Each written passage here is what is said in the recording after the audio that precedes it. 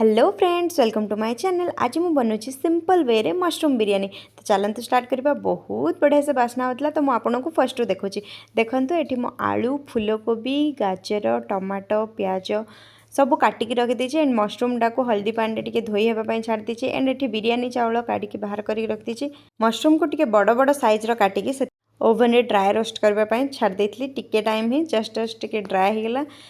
Then cooker बसई देती से oil दे देती। तापर सब गोटा मसला देखिपे आपण मैंने डालचीन, अलैच, आई मीन अलैच तो एत नुहे, गोटे अलैच बास खंडटे, गोलमरीच, तापर अनासी फूल एंड तेजपत्र देदेली। तापर पियाज पकई देती, अदा रसुण पेस्ट सब जाक भल भाव मिक्स कलापर टमाटो पकई देती। तापर जहाँ जी वेजिटेबल्स मु काटी सब जाक मु गोटे थर ही पकई देती। तापर हल्दी गुंड, लुण, मर्च गुंड, धनिया पाउडर, तापर टिके जीरा पाउडर टिके ही पकेबे जीरा पाउडरटा। देन टिके मसला गुंड पकई सबू जाक परिवा को भल भाव में कषि देती। से जो परिवार जहाँ जी पानी थिला सब छाड़ा पर्यंत एंड तेजपत्र भी पकई फास्ट ही।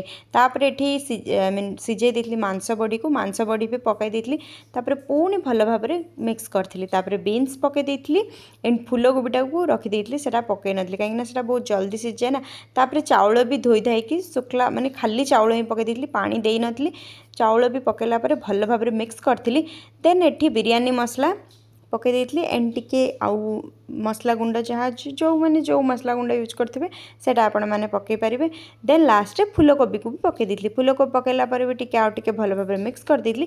तापर जो डाबारे मु मापिकी चाउल नहीं तार 2 डबल पानी ऐड कर देती। पानी ऐड कलापर भी सब जाक भल भाव में मिक्स कर देती।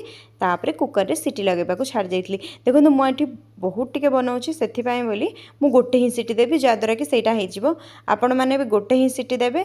हाउटा टिके टाइम पर छाड़ा ही पड़ेगा आपण मानू, नहले से माने चिपचिपा हो बेसी। तो ये देखिपे गोटे सीटी हो जाता, हाउ बाहर करदे। देन ये देखिपे आपण मैंने केते बढ़िया खिला खिला होगी बनी जाइए मोर सिंपल वे रे डिलीशियस रेसिपी।